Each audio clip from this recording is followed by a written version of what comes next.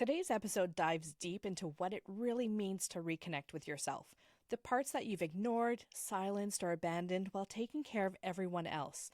My guest, Jonathan McLean, brings such a grounded yet spiritual approach to healing that I think you're really going to feel seen in this one. We talk about inner child work, human design, and small but powerful mindset shifts that can change the way that you move through life. So if you've been feeling disconnected, overextended, or just ready for something deeper, this conversation is for you. Welcome to the Codependent Doctor, a podcast where we unpack the messy, beautiful journey of healing from codependency. If you're burned out from people-pleasing, stuck in unhealthy patterns, or just tired of putting yourself last, you're in the right place. I'm Dr. Angela Downey, a family doctor and fellow codependent, and I'm here to help you reconnect to your authentic self, one honest conversation at a time. Here we go. Hello to all my wonderful podcast listeners, and welcome to the Codependent Doctor Podcast. I'm your host, Dr. Angela Downey, a family doctor and fellow codependent, here to help us untangle our patterns, heal our hearts, and reclaim our peace. For today's episode, we have a guest with us. Jonathan McLean was born in Germany, spent over 2 decades in Canada, and now calls Europe home again. After a near-death experience in the Himalayas changed the trajectory of his life, he shifted from a career rooted in discipline and structure to one that was centered around growth, mindset, and helping others live in alignment with their true selves. Today, he runs an online coaching practice that blends spirituality with practical tools for transformation. I'm so excited to have him on the show today because he embodies that rare combination of depth and simplicity. He can take complex ideas like human design and inner child healing and make them feel completely accessible. His approach is gentle but powerful, and I know that listeners who struggle with self-abandonment, guilt, or overgiving are going to walk away with a sense of clarity and calm. Welcome, Jonathan. I'm so glad that you're able to join us today. How are you? I am doing very, very well. How are you? Amazing. I'm doing good as well. Thank you. So Awesome. One of my traditions on the show is that we discuss one thing that we're grateful for, because when we stop to think about what we're grateful for, it helps our brains focus on what's working instead of what's missing or what's broken. So I'd like to ask you, is there anything that you're especially grateful for today? Right now, as they say, the key to a man's heart is through his belly. Yeah. I am specifically grateful for my partner, my fiance, and her mother, who provided us the fantastic meal that I just got to eat, and so good. Happy belly. Amazing. Well, I'm glad you've got a full belly, and I'm glad you're happy, because that'll make this recording go a little bit easier than if you were hangry. So I am grateful to them as well. For myself, I'm going to say that I'm grateful to be living in a place. So I'm kind of like central Canada, and we have 4 very distinct seasons. And I love that we get to change our clothing 4 times a year. We're allowed to do different activities. Some we do in the summer, some we do in the winter. Each season comes with its own challenges. Our winters can be a little bit brutal at times, but there are some interesting activities that we can do in the winter. So I'm really grateful to live in a place where I feel safe and happy and healthy and just so much variation. So I like that I'm kept on my feet in terms of weather, and yeah, it's a beautiful place to live. I'm in Winnipeg, Manitoba. Yeah, I didn't know that about the seasons in Manitoba. I thought it was more like Calgary, which is where I'm familiar with, where it's summertime and then goes right into winter and there's no shoulder seasons at all. Yeah, no, we definitely have some really good shoulder seasons. And Winnipeg has, Calgary has big temperature shifts. So even in the wintertime, you might have a really snowy, cold day, and the next day everything's melting. Whereas Winnipeg, it's a little bit more consistent. When it's cold, it stays cold. When it's hot, It stays hot. So we don't have those Chinooks that you can get in Calgary. But Calgary is a beautiful city. I do appreciate their weather there as well. You're in Europe now. What are those seasons like? Very, very similar to Winnipeg, with having the 4 distinct seasons. So right now it's November, so a lot of rain. Actually, it's been raining the whole day. But over the last 3 or 4 weeks, I've been able to just watch the leaves go from green to a little bit of a yellowy green, yellow, and then red, and start to fall. It's beautiful, beautiful out there. Yeah, no, I love it. Fall is my favorite season by far. So, Jonathan, maybe we can start by asking you about your journey. What led you to become a coach focused on mindset, inner child work, and human design? That is a very, very full question. Yeah, it is. There are so many different aspects of my life that have just slowly shown me that this is the direction that I need to go. I've had some interesting experiences growing up where my parents having their own challenges, having siblings, having challenges with that.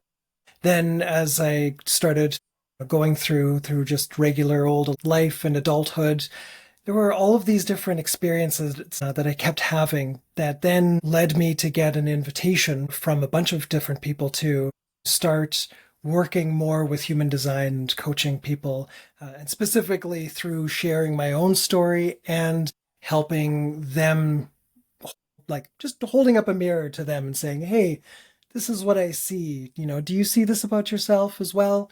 And just not being harsh about it, just gentle, just so it's been a long journey, but the biggest ones would have been around falling down a mountain in Nepal, and then having a lot of intricate, detail-oriented, technical education through being an automotive service technician or a mechanic, and then just a whole bunch of failed relationships.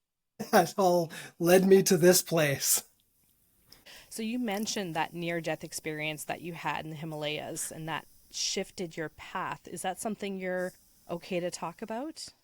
Absolutely, yes.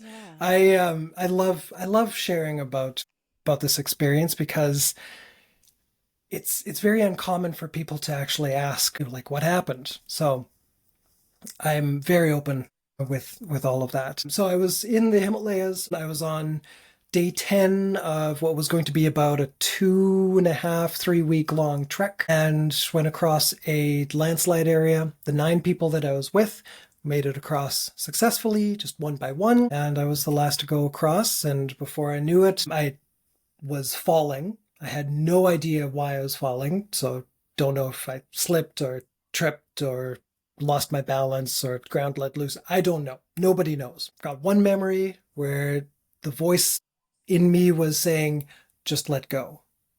And so my body went limp, smashed my head open on a big boulder on my way down, and continued tumbling and just sliding for total of about 30-40 meters, so about 100 feet in North American terms. And then the 9 people that I was with saved my life. That's amazing. 30, 40 meters doesn't sound like a whole lot, but I'm sure when you are falling, that feels like it's taking forever and you're feeling every bump and knock along the way. Thank goodness I don't remember any of the painful experiences in that moment. The only memory I have is when I was falling was that little voice that's saying, just let go. Yeah. And just to give people context, when you're driving along and you see an overpass, there is usually like a 5 meter or like a 15 feet kind of a clearance. That is the distance from where I started to fall and then to the ground, which would have been where the boulder was. So that initial fall was quite a bit. Yeah, that's a lot. So how did that experience change the way that you see yourself and how you see the world around you? Before this experience, I was very much in the people pleaser mode, very much in the giving, over-giving, toxic giving, as I like to refer to it, to the point where it was depleting my own cup. And I was not operating from a full cup within myself. Then I had to receive, and I had no choice. My right side was completely paralyzed. My left side, my left arm was paralyzed and still is not 100% yet. But I just had to lay there and let people feed me and bathe me and clothe me and make sure that I was in healthy condition. So that was the first shift. That was the major catalyst that started shifting the trajectory of where I was, the trajectory that I was on prior to that. And then it took another over 10 years to get to a point where I truly let go of the people pleasing, the codependent tendencies that I have in myself. You had mentioned that several failed relationships had preceded this event. Do you feel like codependency and that people pleasing and overgiving made it difficult to have healthy relationships? Well, I had relationships prior and after the fall. There issues with the codependent part of myself were there before and then continued after. Pretty sure it all started with my relationship with my own mother when I was a kid, just seeing that the way that I got love was by, people pleasing and doing what I could do to provide the that emotional safety for an adult that is 25, 26 years older than I am. So that instilled a very baseline operating system that then I got to start to work through. Your mother is who's 25 years older. This is the person who's supposed to be providing you with safety. And if there's some uncertainty in that relationship and you need to work hard to please that person so that you have that safety, that really creates a lot of insecurity in you that you're not able to do things on your own, and you need to make people happy in order for you to survive. Exactly. Yeah. I've said on multiple occasions, other podcasts as well, that mom and dad are our original gods, right? They are the higher power that we get to look at as infants going, yeah, without you, I would be dead, right? My mother wasn't abusive. My mother wasn't any kind of like a bad person. I know that she was doing her absolute best. And the best coping mechanism that I found and survival strategy was when I saw an issue happening in our family, I would take care of it. And so that way the emotions wouldn't flare up in the first place. And then you'd be able to feel safe at Exactly. that point. Yeah. So you've done a lot of inner child work. What does that look like? I love doing inner child work. One of my favorite things to do. Whenever I get triggered or, what's another word? I get either triggered or in some kind of way stimulated, take a moment and I check in, okay, who is hurting right now?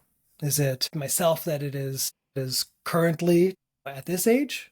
Okay, yes. Okay, is there a younger version?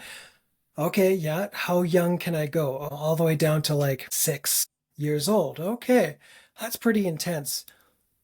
Inner 6-year-old, what do you need right now?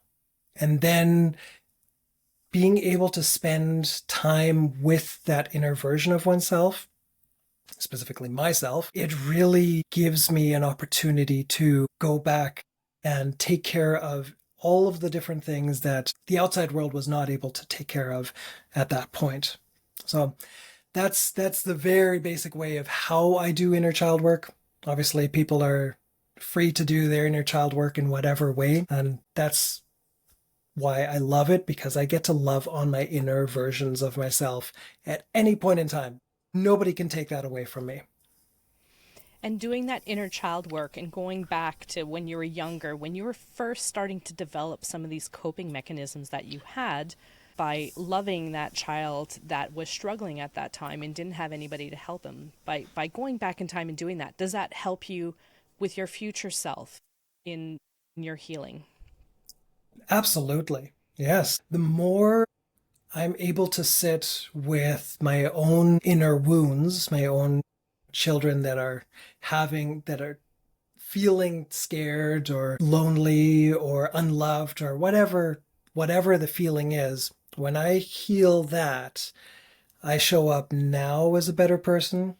And then it continues to change that trajectory, just like I said, close to the beginning, where it was that initial catalyst, okay, tipped it a little bit over the edge, and now I just keep adding a little bit more intention into the direction that I want to go, which is happy, healed, healthy, and just good person within my own standards.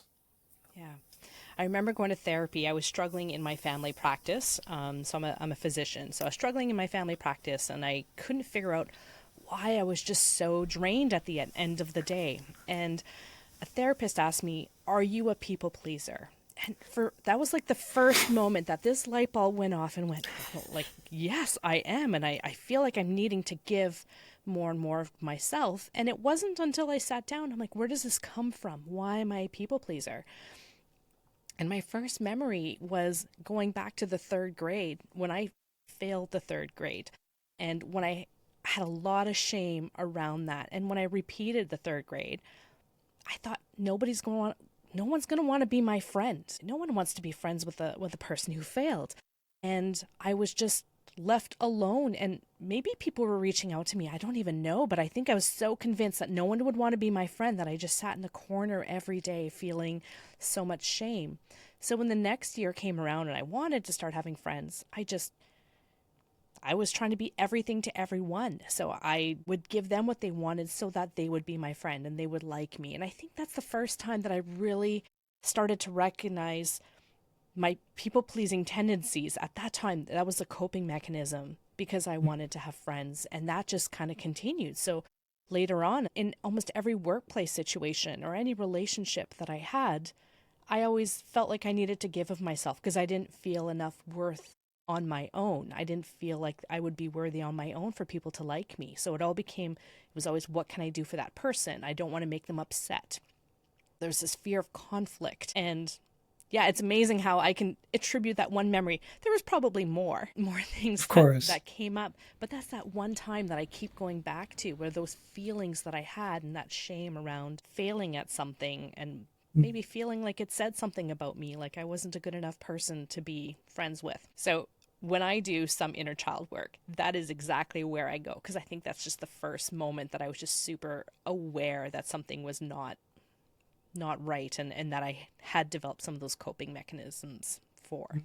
And those coping mechanisms just were not serving me anymore as an adult, and it just ended up draining all of my energy, because you can't please everybody, right? You can work super hard to make everybody else happy. You are not going to make everyone else happy, and you want them to like you, but in truth they don't know who you are. You're not being your authentic person. So they're liking a version of yourself that you've created. So and it's exhausting. It's very tiring to be a people pleaser. So I think it's definitely worth looking into where some of these behaviors come from. Absolutely. Are there any other tools that you used to help get out of that people pleasing and codependent behavior? So I went through CODA, which is Codependence Anonymous, and I believe it was step 5, I think, where you're really needing to look at where some of these behaviors came from. And so it was a lot of, I don't think I knew the term for it at the time was inner child work, but it was very much looking into your past and trying to figure out what things happened to you, how that affected you long term. So that's probably, I don't think I knew I don't know if it was called inner child work. I don't think that's what they called it in CODA, but that's essentially what it was looking at all these things that happened to you when you were younger in the past, and just try to look to see where some of these coping skills developed, and how those coping skills are no longer serving you as adults. That's awesome. And it takes time, and it was hard. And I remember doing step 5, and it took me a couple of months to kind of go through it. And I don't think I've ever cried so much. And I think I was crying for that little girl who just wanted that acceptance and didn't always know where to find it or how to find it. And yeah, there's definitely a lot of tears involved, but just going back and recognizing that I had done the best that I could with the tools that I had at that time. And there's a lot of other things that happened when I was younger that hurt, but just I could be there for myself, for my younger self, when nobody else was able to be there for me. Anyways, thank you so much for letting me get all this off my chest. It's amazing. Yeah, you're welcome. You talk about sitting with each version of yourself. So can you explain that process and what that looks like? Yeah, thank you very much for bringing up CODA, because one of the ways that I learned to work with my inner children and with my inner family is through a 12-step program called ACA, Adult Children of Alcoholics Mm. slash dysfunctional families. The last I heard, they were trying to go through a name change, so I'm not sure if it's the same name or anything, but it was ACA when I was a part of this 12-step group. So throughout, as I've been healing, I check in with these younger versions of myself. And specifically, I try to look at what can I remember for kind of the 0 to about 6, 7 year old bracket. And then once I kind of find an average age of where the kind of the most amount of juice is and the most amount of energy, I look at that version and I just have a conversation with this inner version of myself. And then I do the same for about the ages, I don't know, like 8 through about 12, 13 years old, and then again for 14 to about 19. And of course, for adult ages as well, but mostly those younger versions. I really sit down and just quiet myself and go, okay, inner 4-year-old, you know, how you doing? Where are you at? Do you need anything right now? And I show up just to witness and provide whatever they need. Most of the time, when I was first doing this healing, I would have them crawl up on my lap and they would just want to be held. So I would do that. And through the years, if there was so much emotion coming from that inner version of myself, I would imagine that it was not just me holding that inner version in their arms. It was actually this God, this amazing, all powerful, all encompassing, perfect parent. And there's like, when you think of unconditional love, like an unconditional love giving you a hug, I mean, just the tears just kept flowing. So that's the way that I first was sitting with those different versions. Obviously, a little bit different for every age bracket. But that was the initial sitting with those versions. And then as I grew older, and specifically the last year or so, it's more so just been a little bit of a checking in, just going, hey, everyone okay? Anybody need anything? And then usually it's like, yeah, we're good. And then they go off and keep playing in their different spaces. Yeah. It's interesting how you said that you felt like you were being hugged by this perfect parent. And a lot of people don't know what that looks like.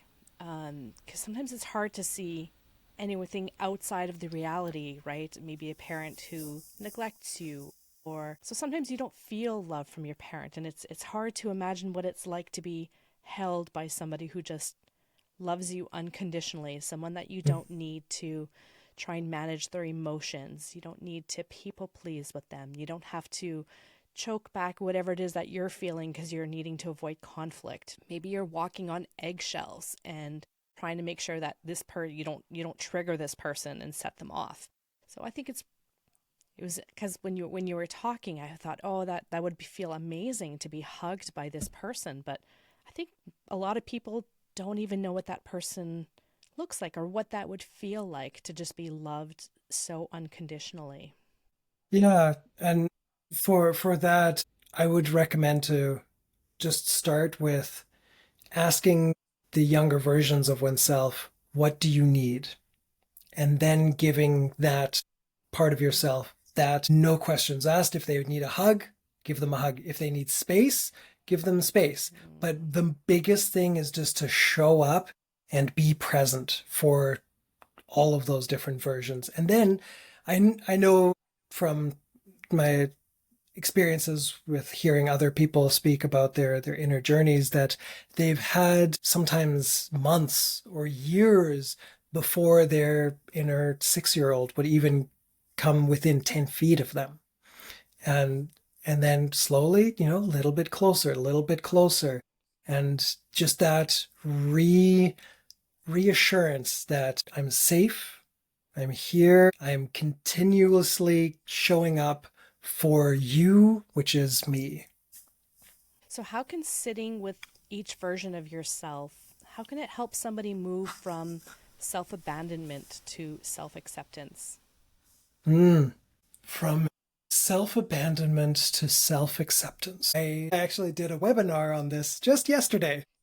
Amazing. Okay. I'm glad I asked then. So starting with that relationship and really finding out what that inner version of oneself needs, then putting that with the values that one has for oneself in one's own life, picking the top 5 values. And if you're not familiar with those values, I just urge you to do just some online tests and just check, do values tests multiple days in a row for a week or even 2 weeks, just so that you can get a good idea as to what the top 5 values are. And then once you know those, once you know what your inner children need, then going, okay, what is the outside world wanting from me? Is this good for my inner children? Does this pass through the test of my values? No? Okay. Hey, person, I'm so sorry. I'd love to be able to help you out in this kind of situation. I can see that you're really upset right now. At this point in time, I have to say no. Or just being a little bit gentler with oneself. I know no is a hard thing for some people to say. I'm just saying, can I get back to you in 24 hours? Can I get back to you in a week or whatever amount of time? Then that is that first little trigger and that first little step towards honoring oneself and not abandoning oneself in any kind of situation. I love how you bring up finding what your values are and finding what those 5 values are. And I do remember reading a book from Brene Brown, and I think it was Dare to Lead. And she goes through these exercises where you try and find what your values are so that you can start living in better alignment with those values. So instead of trying to live for somebody else's values, you figure out what your values are and how to live with that. So I'm going to make sure that all of these links are in the show notes for anybody that's wanting to find them. A lot of codependents live in constant mental overdrive. We are worrying about other people and how they're feeling. We might replay conversations in our head over and over, and we're trying to do everything right. So you talk about mindset work. So how can mindset work begin to quiet that noise? I love this question. Okay, all of your questions, there's like a whole vast field of... I know. I feel like every question could be an episode all to itself. Yes. So for the sake of time, I'll try to keep it succinct. So mindset work and how that can shift like overthinking and just the codependent worrying and all of those different things. There are kind of 2 main ways that I work with mindset stuff. Is one, do I have control over this situation right now?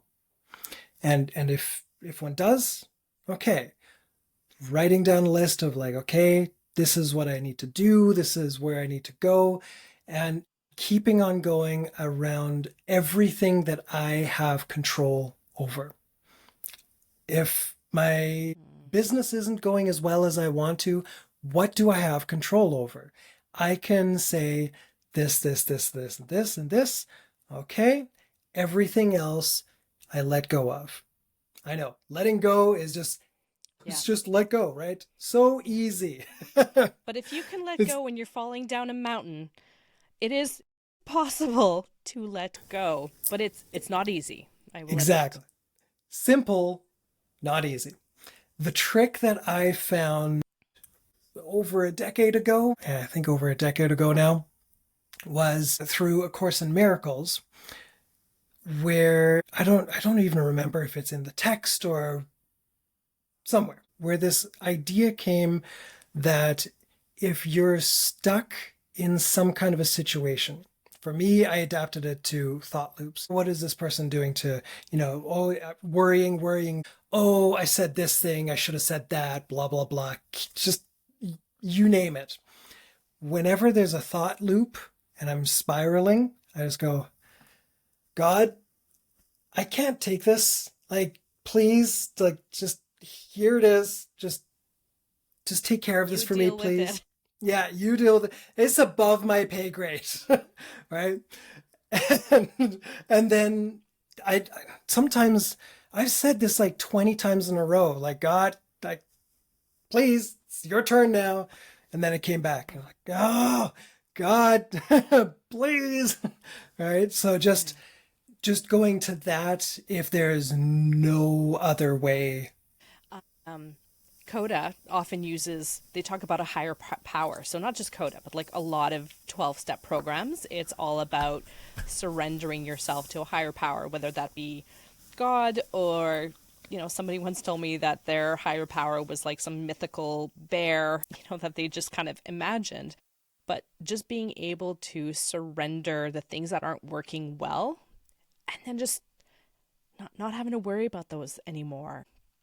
Because in truth, there's only certain things that you can control.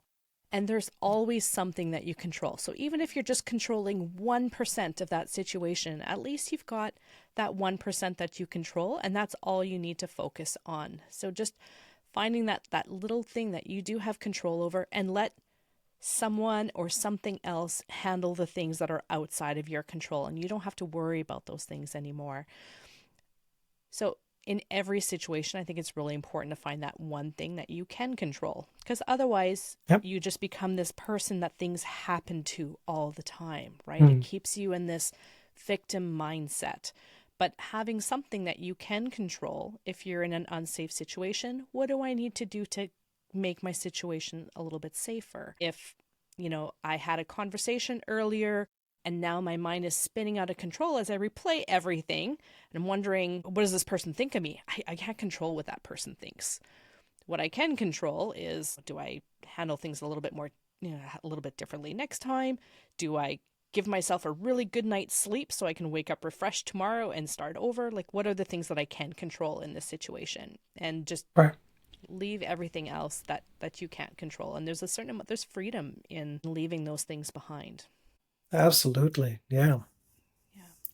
You talk about human design as well. So that something I've never really heard of before, and it feels a little bit abstract. So what is human design? Human design. And this is where we go a little bit more into the woo-woo, the more spiritual, alternative thought systems. I'm assuming you've heard of astrology. Yes. Okay. That's one of the systems that's brought into human design. So it's astrology, the chakra system, the ancient I Ching, the Kabbalist tree of life. So there's like the one little circle on the bottom and then a bunch of lines that are all connected in almost like a rectangular shape. So there's that. And then quantum physics. So all of these systems put together into one system called human design. From that, there's a whole bunch of information that one can get. The two biggest pieces of information that people can learn about and are really helpful for everybody's day-to-day lives are one's energetic strategy and authority. So there are 4 different ways that people are supposed to kind of show up in the world as, and then there's different decision-making tools that people have as to how to go forward. A little bit abstract. So there are 5 types of energy types. Manifestors, so the people that are able to just punch holes in walls and say, universe, I want this to happen with this space. That's the one type, less than 10% of the population. Generators, manifesting generators, they're the worker bees. They're the people that can do 12-hour shifts for 2 weeks at a time, no problem, come back and still party. Then there are projectors. Those are the people that work best when they receive invitations to do things. And then reflectors, whenever they've got an option to do something, to wait 28 days until the right answer shows itself. And so that's the very basic idea as to what the different energy types are. And then when you know your energy type, you know the strategy. So manifestors to inform people what they're doing, generators and manifesting generators to respond to life, to hear what's going on in the world and go, that sounds interesting. My energy is naturally being drawn to that, and then do that thing. Projectors, like I said, waiting for the invitation, and reflectors waiting the 28 days. So strategy is number one, and then authority, the decision-making way, I won't get into that, is available to them as well. Once I let go of the way that the world told me I should operate and stepped into the human design way that I should be operating, at first I was like, I don't like this. I want to keep doing what I was told to do. But then I just figured, you know what? I'll play with it. I'll try it out. I'll see how it works. If it works, great. If not, great. I'll just, put it away as a tried experiment. I tried it and I tried it and I played with it. And everybody that I've seen work with human design, especially their strategy and authority, life just goes smoother. There's not as much forcing that needs to happen.